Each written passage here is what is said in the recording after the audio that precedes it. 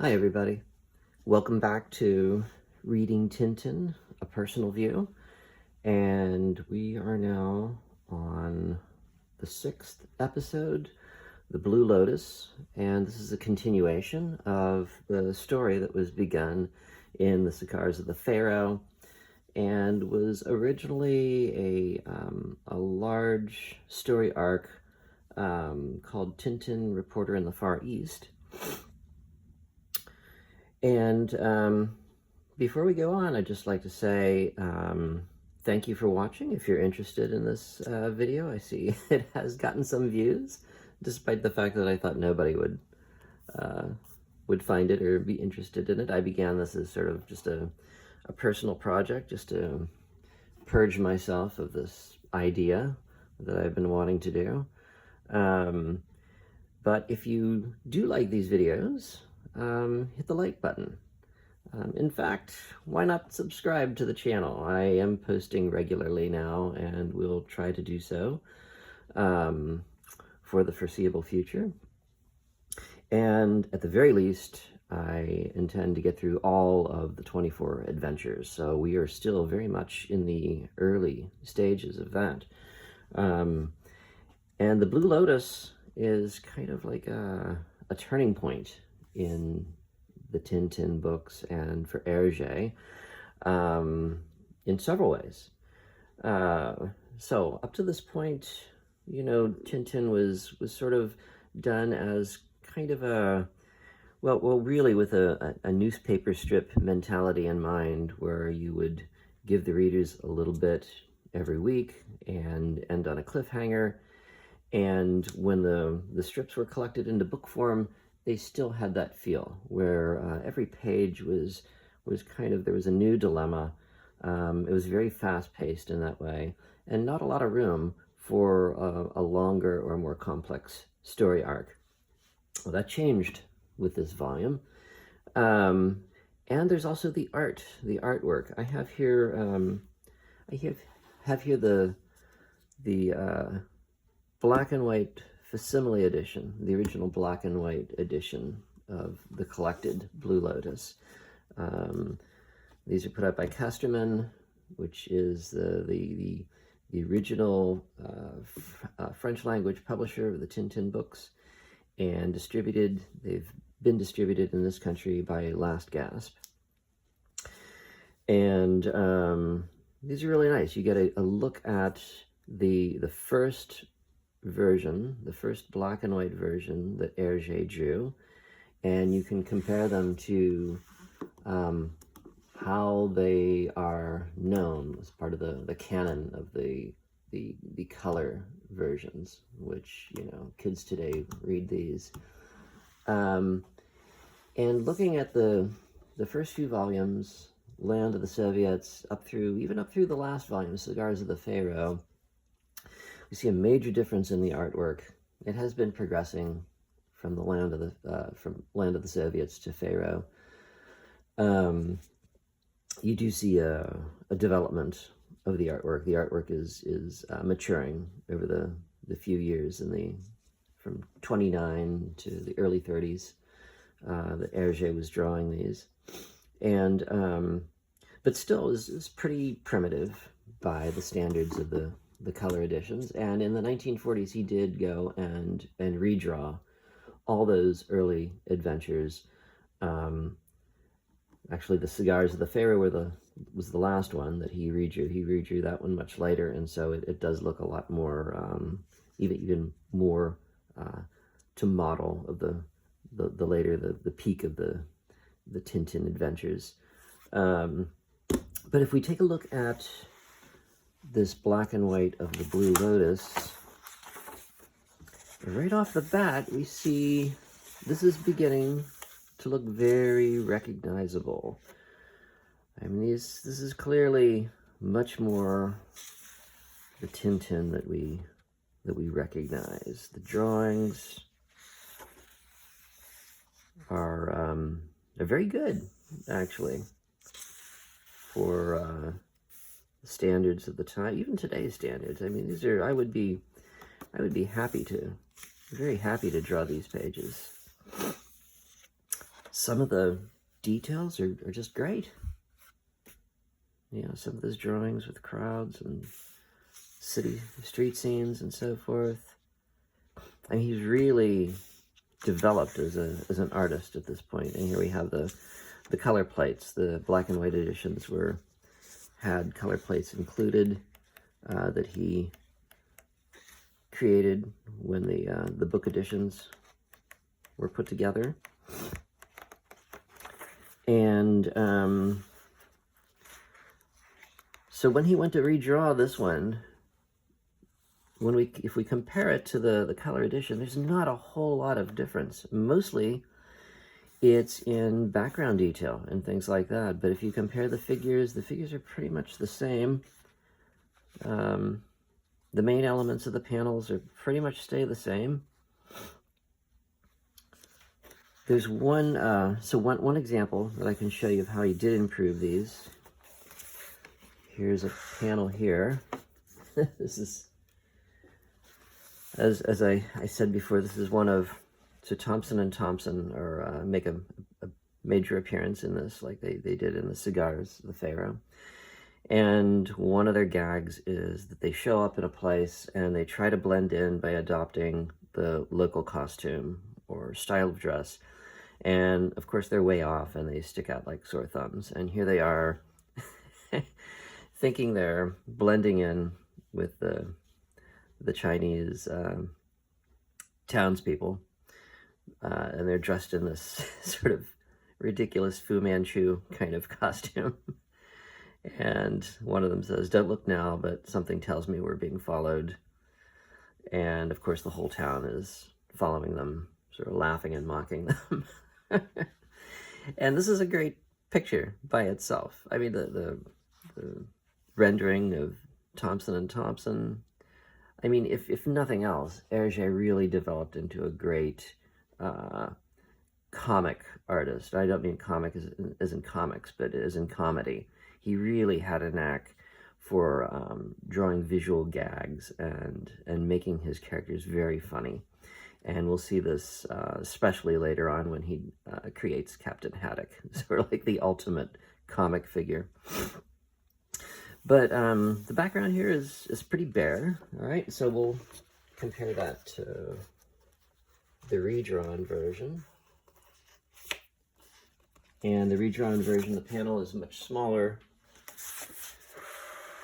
They had to reduce the panel size, of course, to fit the 4-tier grid rather than the 3-tier that he was doing in the black and white. But we see this is so much better.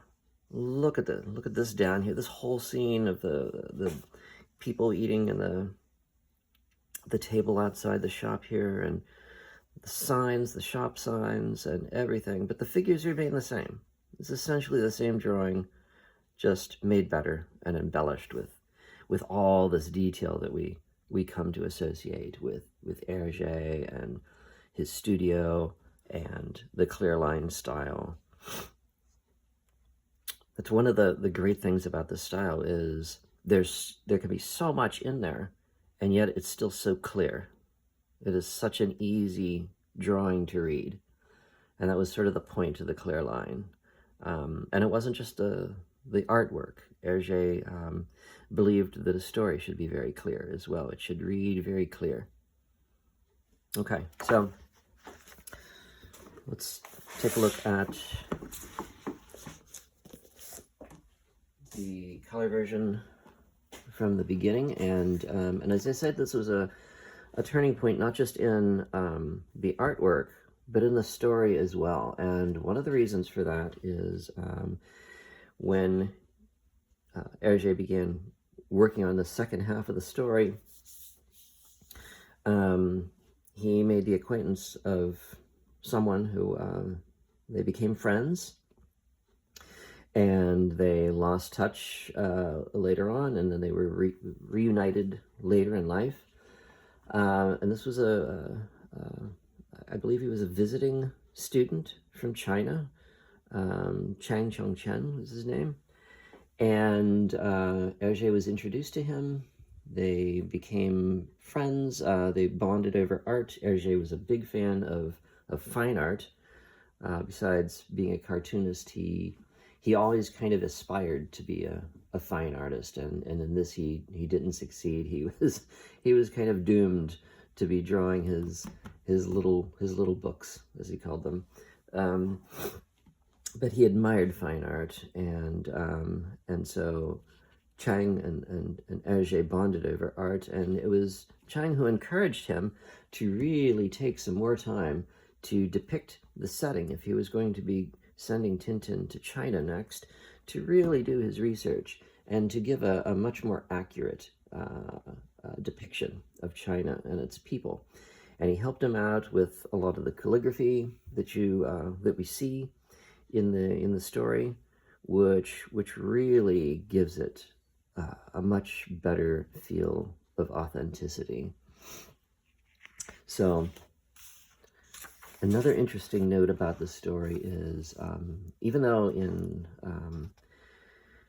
in the Congo and in Tintin in America, we are introduced to our one historical figure who appears in the Tintin stories, Al Capone.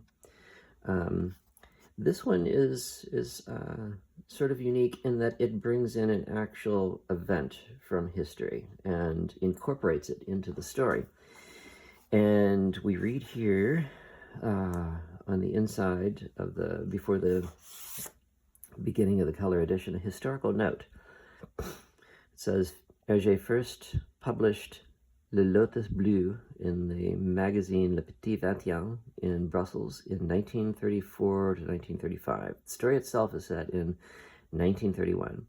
At that time, Japanese troops were occupying parts of the Chinese mainland, and Shanghai, the great seaport at the mouth of the Yangtze-Kiang, possessed an international settlement, a trading base in China for Western nations, administered by British and Americans.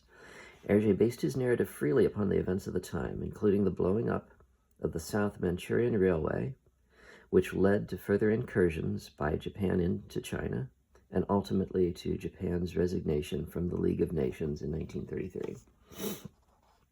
So he was using events of the time, and we're not going to really see that too much later on, although he will be inspired by things like the Nazis and communist Soviet Union and things like that in later books.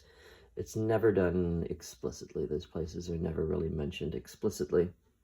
But here we do have Tintin is set within the events of the real world, and clearly these are, we're talking about a world that's leading up to World War II, which would be happening in just a few years from here.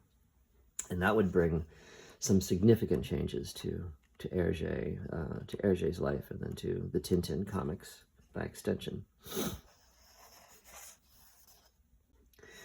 So we pick up where we left off in The Cigars of the Pharaoh, and Tintin is a guest of the Maharaja of Gaipajama.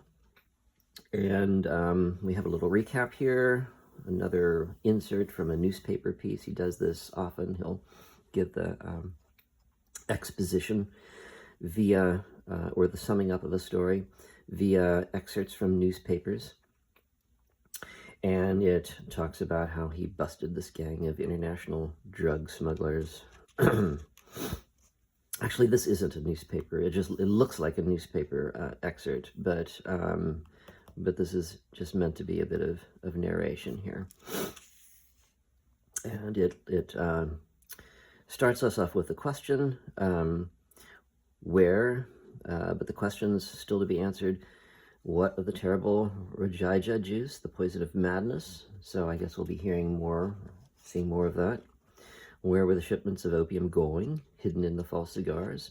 And who really was the mastermind behind the operation? The big boss at the end of Cigars of the Pharaoh, of course, falls off a cliff, and we're led to believe that maybe he died, but of course we know he didn't. So we're going to get those questions answered apparently in this volume. And here these first 1, 2, 3, 4, the first 4 pages were completely redrawn. Looks like in the 1940s. This looks like the style of around the time of Secret of the Unicorn, that era. And and it makes for kind of an abrupt shift when we get to the 5th page, and we're back to which is more or less the original artwork, just updated for the color edition. There's clearly a difference. And it even cuts in the middle of a scene from one style to the other, or from one era to the other, which gives it a kind of I don't know, unsettling feel. I remember when I read this, it was very noticeable. We went from here to, I said, what? This looks like it's 10 years older than this. And in fact, it is. And we can even compare the same figures and see how they're drawn differently, a little bit more cartoony. Over here, Tintin still has the sort of the ping pong ball head. Here it's more the oval head. Even the line of the ink is thinner here. As he developed his style, his line got thicker. Might have been because he was reducing the panels down a little bit smaller, and so a thicker line would work better. Anyway, we find that Tintin has taken up the hobby of ham radio, and he's intercepting cryptic messages, wondering what they mean. And we have here another sort of little comic gag, or a fakir is brought in to entertain them. He goes through all his his bodily deprivations and self-torturing, dancing on glass, sticking daggers in himself, balancing on the tip of his nose on a spike, and then when he goes to sit down, he shrieks in pain, and it's because he's sitting on a pillow. He prefers his bed of nails, or his stool of nails.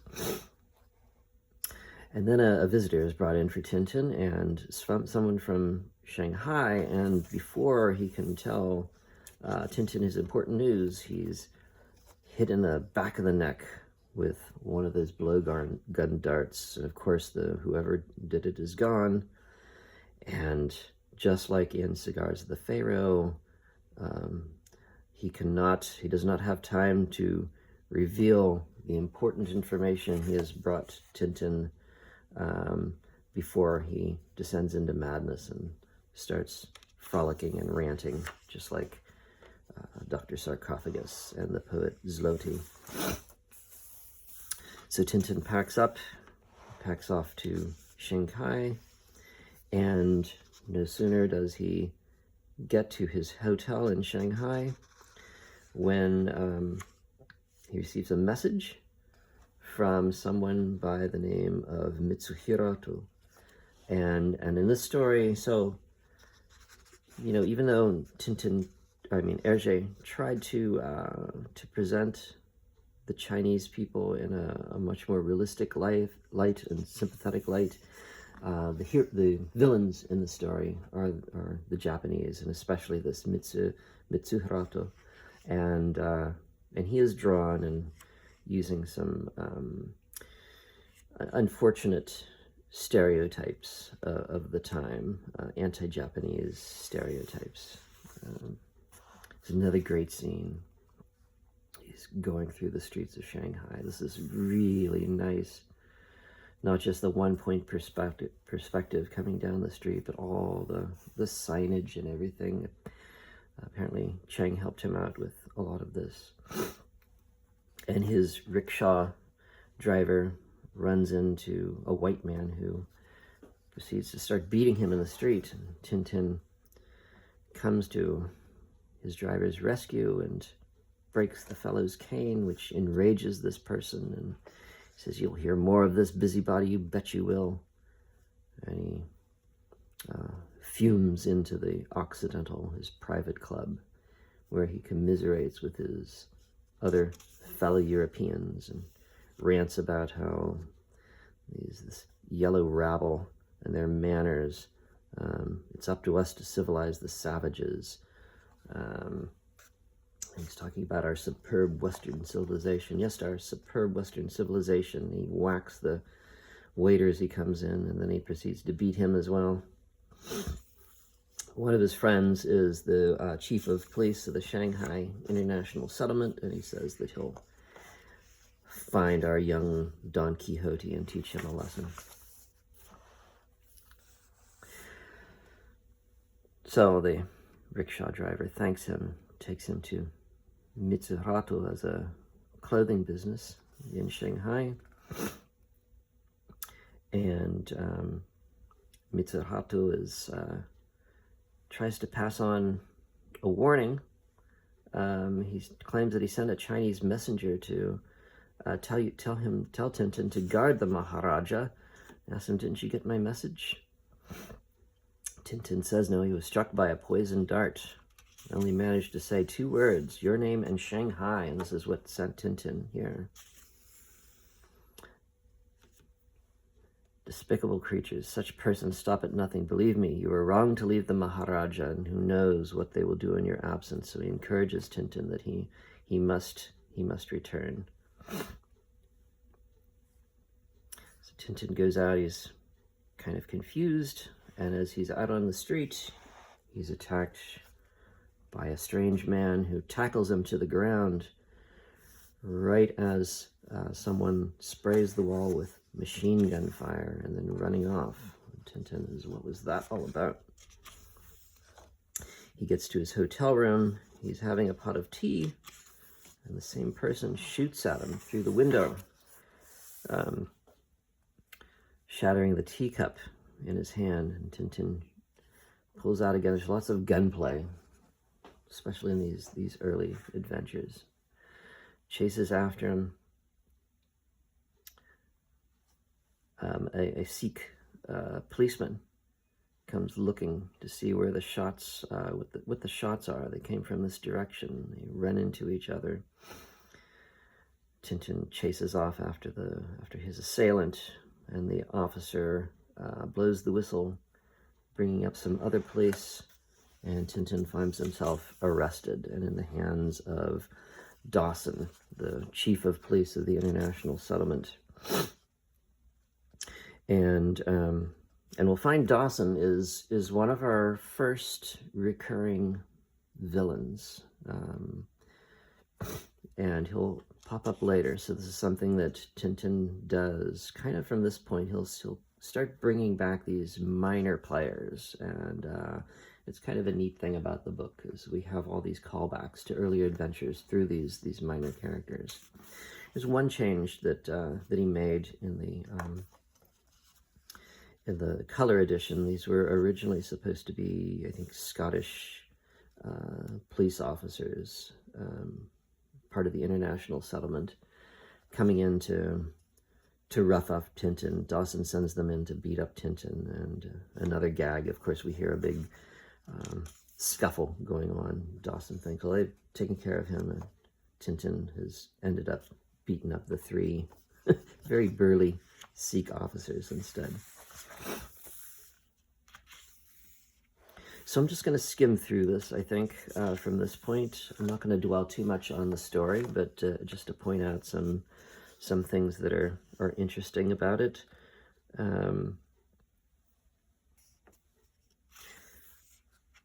Nice nighttime scenes. Something this really comes through in the color. In the black and white, Hergé would use the screen tones, the grays, to shade in, give the nighttime panels a darker look. And in here, he makes great use of color to set the time of day, giving everything a bluish cast. I thought he always did these so well. The color in the books is always done very naturalistic, and so the not dramatic coloring like you find in a lot of other comics. Very naturalistic, and very uniform. You see the same kind of color scheme. But then we switch to night, and we get this nice bluish cast to the color, and it's so effective. Again, more here. Here we have Tintin escaping from his assailant as well. This guy keeps popping up and trying to kill him. He realizes that he's got a puncture wound from the dart, and he's been driven mad by the Rajaija juice.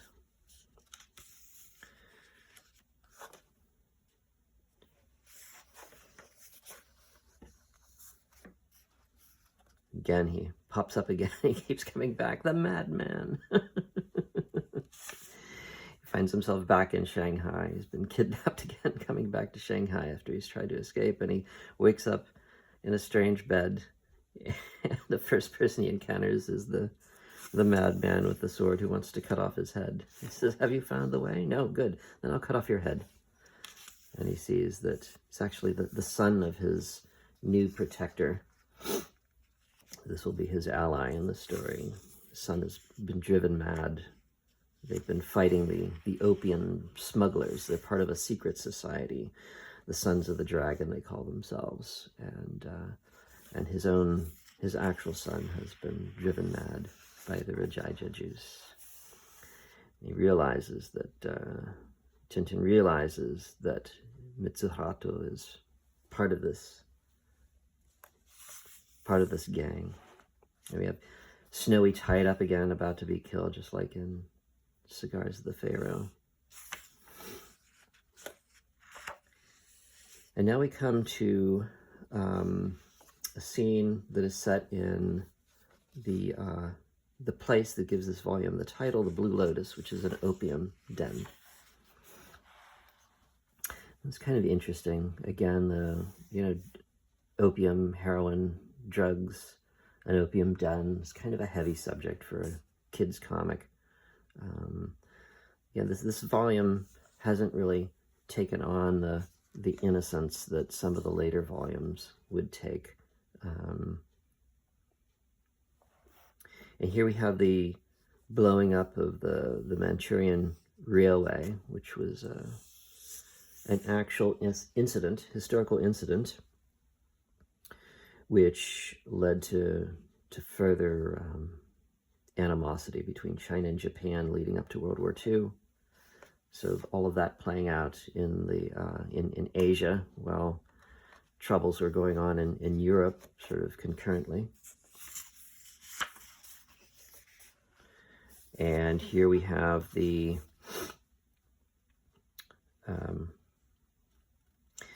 mobilization of Japanese forces now into China, and speech at the League of Nations. And Tintin is back in the hands of Mitsuhato. And we think that he has been injected now with the Rajaija juice himself, and has gone mad. Is this the end of Tintin? No, of course not. He says, "I wonder why I haven't gone mad. He very definitely stuck a needle in my arm," and he realizes that that's not Rajaija juice. Someone has switched it. Of course, it was the Sons of the Dragon who did it. And not only that, but they took care of his gun and his knife as well. So he realizes that he's been fooled, and he comes after Tintin, tries to shoot him. It doesn't work. He pulls out his knife, and it's a rubber knife. And here we see Tintin in a rare moment of actually knocking somebody out with his fist. We don't often see that explicitly like that. Tintin finds he's on a wanted poster. How is he going to avoid the police now? But of course he's helped.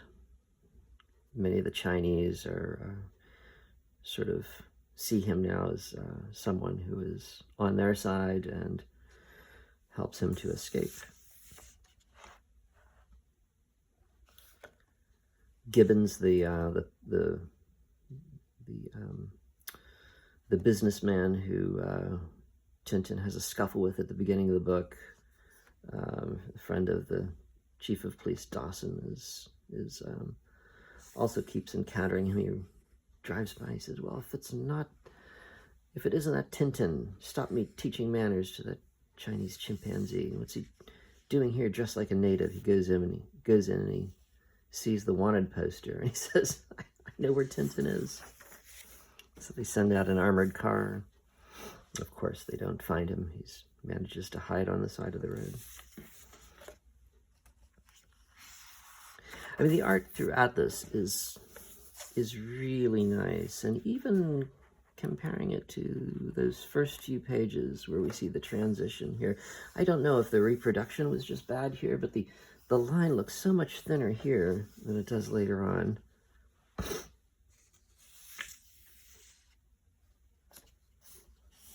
And we know that not a lot has been redrawn. I mean, this is essentially what the black and white look like, except for just fixed up a little bit. The details, background details, and things like that were added.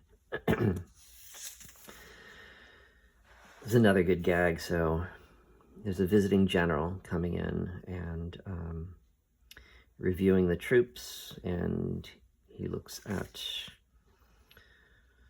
I guess it's a corporal, maybe. He says, he doesn't speak the whole time. He's got a cigar in his mouth, and he's just pointing with his riding crop. Yes, General, I haven't had time to shave this morning.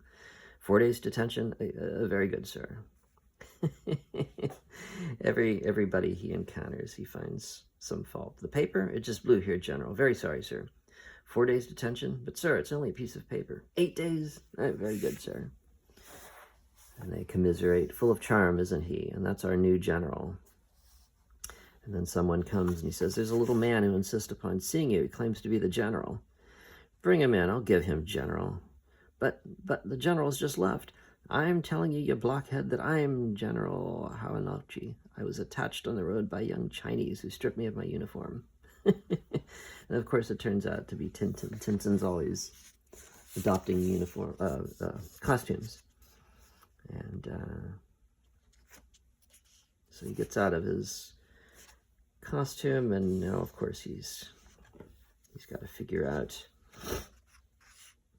how to get into the international settlement, past the police. He has no ID. So he does a really silly, he uses a really silly ploy, makes them look up, and then he runs past them as they're looking up and grabs a bike. But now, of course, we're on a chase. And Tintin manages to avoid the police. And here we have a scene which is kind of interesting. So he goes into a movie theater, and the movie that is playing is the movie that he interrupted.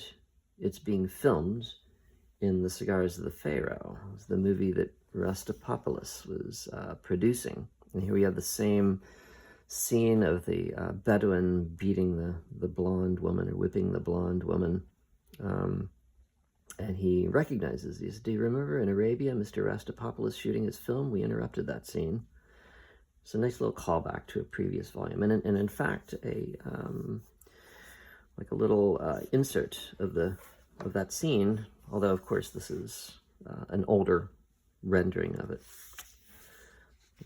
The version of that scene we have in Cigars is from the 1950s and drawn a little bit more in the updated style. And here we have Tintin finds that Rastapopoulos is in the city, and he pays him a visit. And again, they're still very much friends. Rastapopoulos says what a pleasant surprise, invites him in. Here's his story.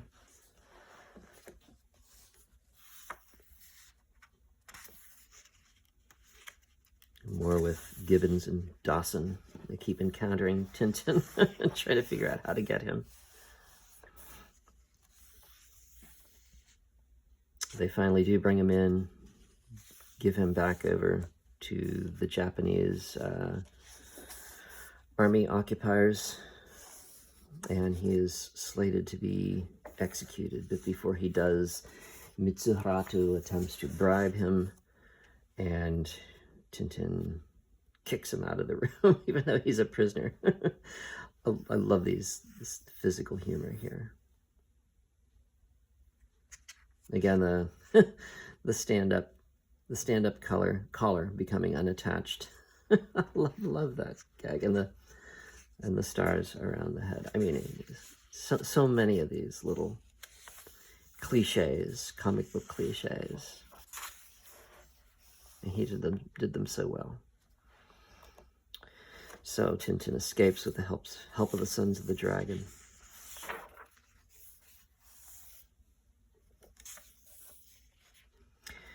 Yeah, one dilemma after another, he manages to foil his Japanese pursuers, and they just become more and more furious. The general becomes more and more furious at their ineptitude.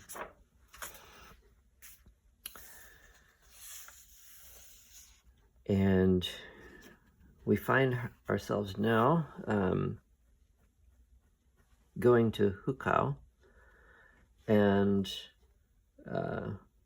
Tintin sees someone calling for help in a flooded river. He sees a hand waving. He jumps in to go to rescue the person. He pulls out a young boy. Young boy tells him his name is Cheng Cheng-chen. Hergé named this character after his friend Cheng. And this character of Cheng,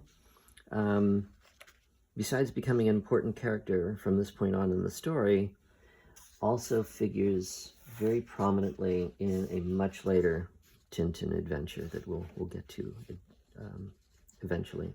And in this little scene here, they kind of trade their own prejudicial views about each other's cultures. This is kind of I feel like, in a way, this was Hergé trying to make amends for some of the ways in which he at least portrayed Chinese folks in his past books. This sort of stereotypical, cartoonish kind of Fu Manchu way. And Cheng tells him his own thoughts about Europeans, and Tintin describes how Europeans have these crazy ideas about Chinese. They realize that people must be crazy everywhere. And then finally here we have the appearance of Thompson and Thompson. They come in rather late in this adventure.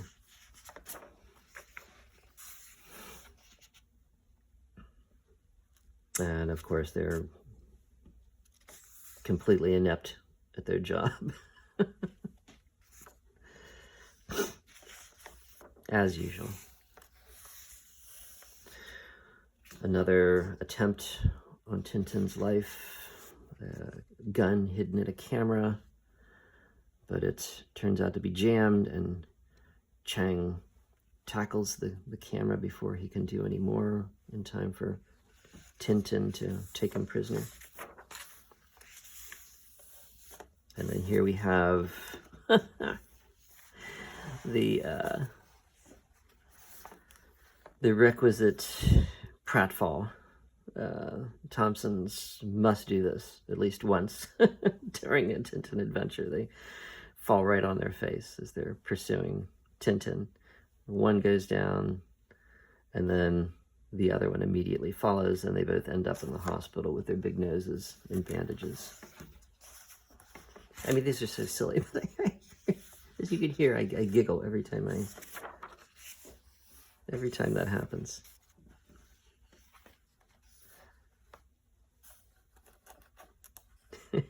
It's another great gag. When you need to borrow a car and the driver refuses, well, what do? You take his jacket and you pull it up over his head. The suspenders flying off from the back. Okay, now we're coming to the climatic scene. We're getting close, at least. We're back at the Blue Lotus. And everybody thinks they recognize Tintin in disguise, and so he's rushed. He's brought before Mitsuharu, and he tries pulling off his beard, and he realizes it's not Tintin after all. Tintin is hiding in one of the big urns. So here now, Tintin and his allies are now taken prisoner by the drug gang, and Rostopopoulos makes his appearance, and we find out that Rostopopoulos is the big boss of the gang after all. He is the arch-villain of the two stories, and he even reveals he's got a tattoo of the kiosk symbol on his arm.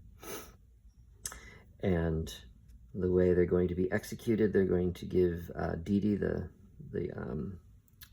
madman, the sword to cut off Tintin's head as well as those of his parents. But before he can do that, his sword is shot off. His sword is shot out of his hand, and we see Chang and the Sons of the Dragon have come to their rescue.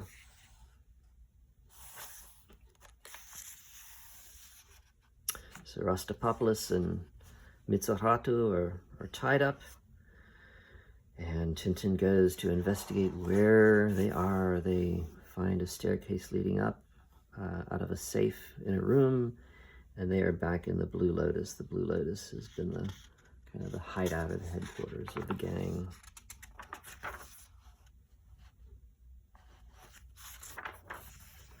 And now we have the newspaper story at the end.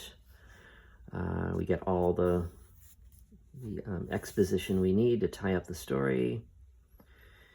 We find that the person who's developed the antidote to the Rajaija juice has been found and has been enlisted, and Didi has been cured of his madness, and of course Tintin is the hero of the story. And at the end we have the Japanese delegation walking out of the League of Nations as a result of the international incidents.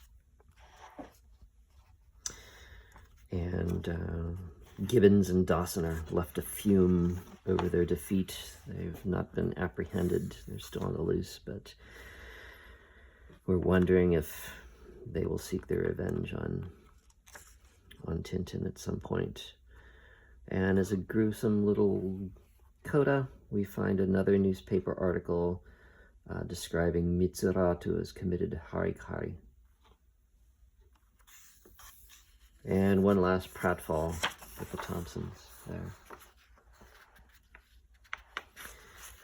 Tintin says goodbye to his allies, his benefactors, and especially to his friend Chang, who is now being adopted into this family.